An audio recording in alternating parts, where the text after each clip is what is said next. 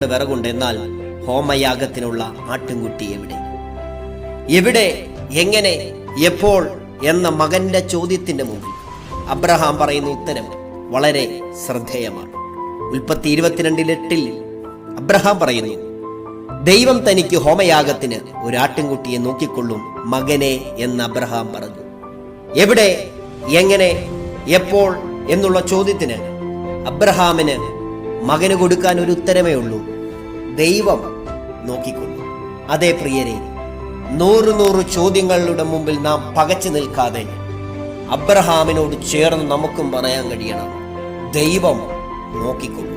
ദൈവത്തിന്റെ അരുളപ്പാടനുസരിച്ച് ദേശക്കാരെയും ചാർച്ചക്കാരെയും പിതൃഭവനത്തെയും വിട്ടു പുറപ്പെട്ട അബ്രഹാമിന് വേണ്ടി ദൈവം നോക്കിക്കൊള്ളും.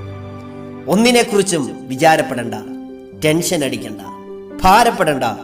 ദൈവത്തിന്റെ ദിവ്യശക്തി